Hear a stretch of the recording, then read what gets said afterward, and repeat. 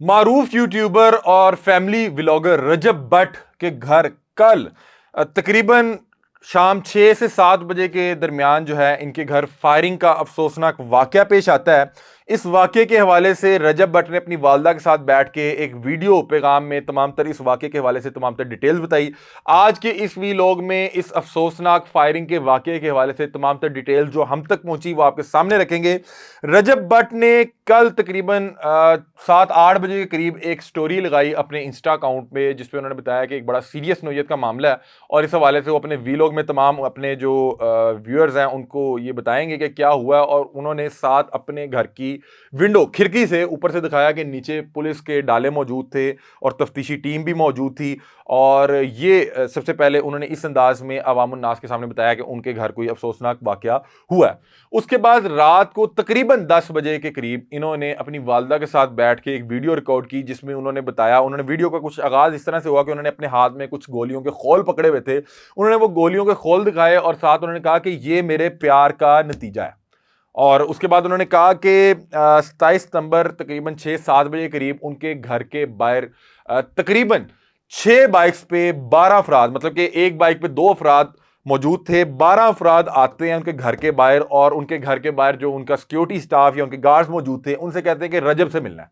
तो वो आगे से उन्हें बताते हैं कि रजब तो इस वक्त घर में मौजूद नहीं है, ना उसकी गाड़ी खड़ी है।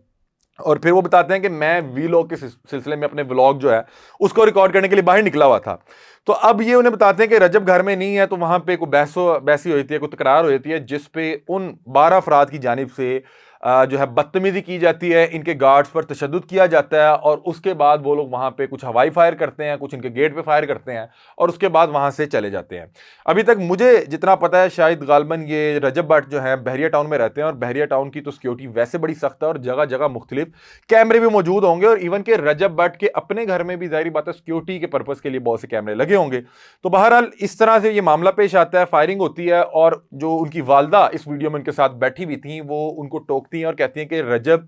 या तो तू यूट्यूब पे व्लॉगिंग बंद कर या लोगों से मिलना जुलना बंद कर, क्योंकि मैं तुझे लेके खतरा नहीं उठा सकती, मैं तुझे लेके रिस्क नहीं ले सकती। जिसपे रजब भट्ट अपनी वालदा की तरफ देखते हुए कहते हैं कि ये वो खातून है कि अगर मैं सोया होता था और अगर कोई मेरा फैन मुझसे मिलने के लिए घर पे आता था या नीचे आके दरवाजा खटकाता था तो मेरी वालदा मुझे उठा के कहती थी कि इनसे मिल, ये तेरे फैंस हैं, ये तेरी फैमिली है, इनसे मिल, या आज तुझसे मिलने आया। और फिर उन्होंने बताया, उनकी वालदा ने बताया कि रजब की तबीयत खराब थी, मैंने इसको उठा के घर की खिड़की पे खड़ा किया कि लोग तुमसे मिलने आए, उनसे मिलो। तो उन्होंने कहा कि ये देखें कि मेरी वालदा मुझे ये कहा करती थी और आज वो मुझे ये कह रही हैं कि या तो यूट्यूब का सफर छोड़ दो, यूट्यूब पे अपनी जो कंटेंट है, ब्लॉग हैं, ये बंद कर दो, या फिर लोगों से मिलने मिलाने का सिलसिला बंद कर दो, क्योंकि मैं तुम्हें लेके किसी किस्म का कोई खतरा नहीं अफोर्ड कर सकती। तो रजब भट्ट कहते हैं कि बहरहाल ये प्यार का सिला बनता नहीं था जिस अंदाज में ये मुझे ये जो मेरे साथ किया है, ये जो मेरे घर के बाहर आके जो अफसोसनाक शर्पसंदी हुई है, ये जो फायरिंग का वाकया हुआ है। तो ये वो वीडियो थी जो रजब भट्ट ने अपनी वालदा के साथ बैठ के इस वाकये के हवाले से रिकॉर्ड करवाई और उन्होंने कहा कि मैं इन तमाम लोगों के खिलाफ जो है कानूनी कार्रवाई भी करूंगा। अब बहुत से लोग इस वीडियो के वायरल होने के बाद इस पर मुख्तलिफ तबसरे कर रहे हैं। बहुत से लोग जो इनके फैंस हैं, इनके व्यूअर हैं, इनके जानने वाले हैं, इनके चाहने वाले हैं, वो इस चीज़ को लेकर बड़े परेशान हैं और बड़ा कंसर्न शो कर रहे हैं कि यार ये कितना अफसोसनाक वाकया हो गया और इसकी तमाम तर डिटेल्स क्या हैं। बहुत से ऐसे लोग जो फैमिली व्लॉगर्स और ये जो कंटेंट क्रिएटर्स हैं और टिकटॉकर्स हैं इनको बहुत ज़्यादा पसंद नहीं करते और रजब भट्ट के बहुत ज़्यादा फैंस नहीं हैं बल्कि नाकिद हैं, वो लोग कह रहे हैं कि शायद ये कोई स्टंट था या ये कोई कंपेन का हिस्सा था या कोई कंटेंट के हवाले से कोई कोई नया एपिसोड इसने कंटेंट का लॉन्च किया है। तो अब उस हवाले से मैं क्या सोचता हूँ वो मैं आपके सामने रखता हूँ। मुझे सबसे पहले ये हरगिज़ नहीं लगता कि ये किसी किस्म का कोई कंपेन कंटेंट का कोई सीरीज़ या कोई स्टंट था। ये एक बड़ा सीरियस और जेन्युइन इशू था। देखें, जो जब आपको फेम मिलता है ना, जब आपको शोहरत मिलती है, तो ये सिर्फ शोहरत के साथ पैसा नहीं आता, शोहरत के साथ बहुत से खतरे भी आपके पास आते हैं। मतलब कि बहुत से लोग आपके हासदीन भी होते हैं। जहां पे आपको बहुत से फैंस मिलते हैं, बहुत सा पैसा मिलता है, बहुत सी मोहब्बत मिलती है, वहां पे बहुत से लोग आपके हासिद भी बन जाते हैं, आपसे नफरत करना शुरू हो जाते हैं और फिर वो उसके साथ बहुत से खतरे भी आपके इर्द गिर्द मंडलाने लग जाते हैं। और जिस अंदाज में किसी के घर पे आके फायरिंग हो जाना, मुझे नहीं लगता कि कोई भी शख्स इस तरह की चीज, कोई कंटेंट या इसके हवाले से कोई स्टंट खेलेगा, ये मुमकिन नहीं है। क्योंकि रजब भट्ट, मैं इनको बहुत ज्यादा मतलब कि बहुत ज़्यादा फॉलो नहीं करता, मैंने इनको अक्सर कंटेंट तो देखा हुआ है, लेकिन मैं जितना भी देखा है मुझे ये नहीं लगता कि ये कोई कंटेंट के हवाले से या कोई इस हवाले से ये किया जा सकता होगा। अब आपको बताता हूं कि लोगों को क्यों लग रहा है कि शायद ये कोई कोई कंपेन का हिस्सा है या कोई कंटेंट का हिस्सा है। लोगों को इसलिए लग रहा है कि हमने यहां पे देखा है कि फैमिली व्लॉगिंग के नाम पे बहुत से लोग हैं और वो बहुत बहुत ऐसी चीजें कर जाती हैं जिसपे बाद में जब आपको पता लगता है, मतलब कि एक खातून थी टिकटॉक पे, उन्होंने अपने हस्बैंड के हवाले से वीडियो डाल दी कि जी वो फलाना नहीं रहे, और बाद में पता लगा जी कंपेन है। अफसोस हुआ कि यार ये खातून किस तरह की मतलब कि व्यूअरशिप हासिल करना चाह रही थी, जिसमें वो आके रो रही है और बता रही है कि मेरे हस्बैंड नहीं रहे। और फिर एक चंद दिन पहले खातून थी, उनके कोई चेहरे की स्किन खराब हो गई, और वो अपने अपने शोहर से बात करने की बजाय या अपने शोहर से गिला करने की बजाय अवाम उन्नास को बता रही कि ये देखे मेरा मेरा ये स्किन खराब होगी, दाना निकले। भाई जाके डॉक्टर को चेक करवाएं। अगर आपके हस्बैंड की उसमें कोई गलती है, उनसे जाके डायरेक्ट गुस्सा करें।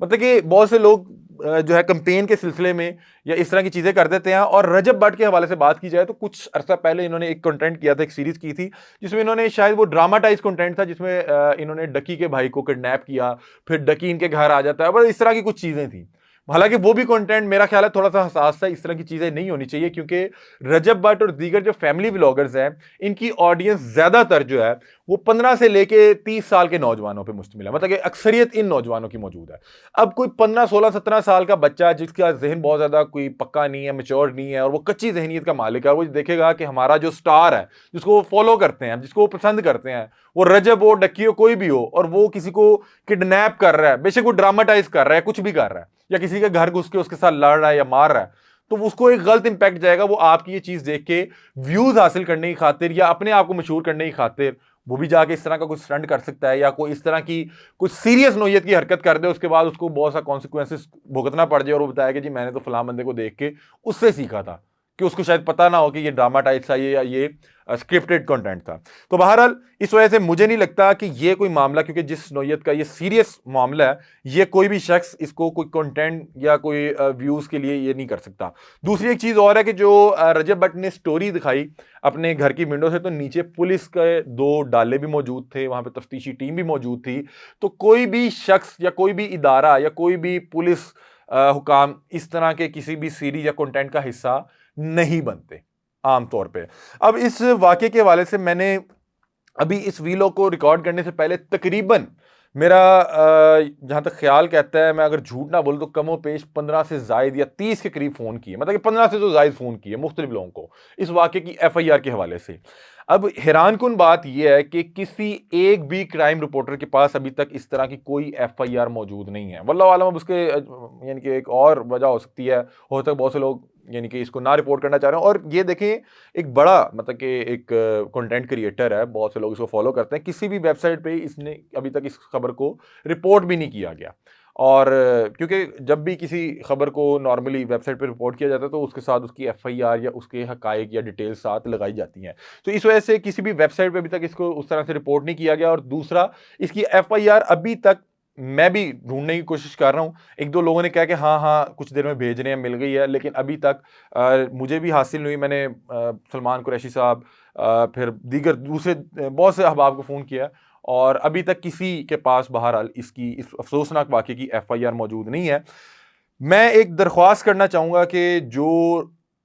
जिन लोगों ने भी किया, ये गलत किया, और अगर आपने ये वाक़यातन किया है तो ज़ाहिर बात है कि इनके पास फुटेज मौजूद होगी, वहाँ पे बहुत सीसीटीवी लगे होंगे, सीसीटीवी भी लगे होंगे, तो वो ये बहरहाल पकड़े तो जाएंगे। मैंने जो थोड़ा सा अपने तौर पे पता किया तो पता ये लगा कि जो इनके गार्ड और जो इनके ड्राइवर हैं, इनके साथ जो ये 10-12 अफराद हैं, इनकी पहले भी तल्ख कलामी और मुमारी हो चुकी है। ये कुछ इस तरह करते थे कि रजब अपने घर के बाहर बहुत से लोगों से मिलता है, ये अक्सर आके वहाँ खड़े रहते थे, और जो आपको पता है सिक्योरिटी स्टाफ और गार्ड होता है, उनकी ड्यूटी ये होती है कि घर के बाहर किसी भी गैर मुतल्लका शख्स को ज़्यादा देर के लिए खड़ा नहीं होने देना, क्योंकि सिक्योरिटी के खदशात होते हैं। तो इनके साथ पहले भी मुँहमारी हो चुकी थी, और पहले भी इनको मना किया था कि यार आप इस तरह आके यहाँ पे ना खड़े हुआ करें। और इसी तरह ये 12 अफराद दोबारा आए और ये उसी तरह खड़े हुए थे, और जब उनसे पूछा हाँ जी भाई किधर, आप किधर खड़े हैं, तो उन्होंने कहा जी रजब से मिलने आए। उन्होंने कहा रजब तो घर नहीं है, और इसी में तलखलामी होगी, और उसके बाद ये पूरा वाकया हुआ। एक और चीज हैरानकुन तो नहीं कहूंगा, हसास चीज इसमें यह है कि अगर कुछ लोग वेपन लगा के रजब के घर के बाहर उससे मिलने आए हैं, तो मेरा ख्याल है कि रजब को अपनी सिक्योरिटी बढ़ानी चाहिए। देखें, अल्लाह ताला ने अगर आपको इज्जत और पैसा दिया है तो अपने आप को जो महफूज भी करना चाहिए, क्योंकि ये लोग अगर वेपन लगा के आपसे मिलने हैं और आपके ना मिलने पे वहां पे हवाई फायर किया या वहां पे मैस क्रिएट किया, तो अल्लाह ना करे इनके कोई और भी इरादे हो सकते थे। तो मेरा ख्याल है कि जो अगर तो इसका वाक़ये की जो एफआईआर रिपोर्ट हो चुकी है तो बहुत अच्छी चीज़ है, अगर नहीं हुई तो रजब को चाहिए कि इस वाक़ये को फ़ौरी तौर पे एक तो इसकी एफआईआर कटवाए और फ़ौरी तौर पे इन तमाम अहबाब की गिरफ्तारी होनी चाहिए, क्योंकि ये लोग अगर तो वेपन लगा के उससे मिलने गए हैं और उसके ना मिलने पे वहाँ पे मैस क्रिएट किया है, तो ये किसी और इरादे से भी आए हो सकते थे। तो बहरहाल ये अभी तक की तमाम तर डिटेल्स और डेवलपमेंट थी। रजब के हवाले से अभी तक इस पे कोई ना तो वीलॉग आया और ना उसके हवाले से उसके बाद अभी तक इन्होंने कोई उस पे वीडियो की है। ज़ाहिर बात है कानूनी मामलात हैं और बहुत से जो जब भी कोई इस तरह का कोई मामला होता है तो जब आप पुलिस हुकाम के पास जाते हैं तो वो आपको इस हवाले से मना कर देते हैं कि आपने इस पे बात नहीं करनी। आप फ़िलहाल इसके मुतल्लिक कोई चीज़ मीडिया पे ना लाएँ। तो ये भी हो सकता है, लेकिन अगर एफआईआर कटी होती तो मेरा ख़्याल है कि ये तमाम तर वेबसाइट्स पे अभी तक यानी कि लग गई होनी थी। तो अभी वल्लाह आलम इसके क्या मामलात हैं, मज़ीद जो भी डेवलपमेंट्स होंगी इस हवाले से वो भी आपके सामने रखेंगे। ये अब तक की डिटेल्स थी और मज़ीद जो भी इसमें डेवलपमेंट होंगी वो भी आपके सामने रखेंगे। तब तक के लिए अपने मेज़बान अली हमदा को दीजिए इजाज़त। अल्लाह हाफ़िज़।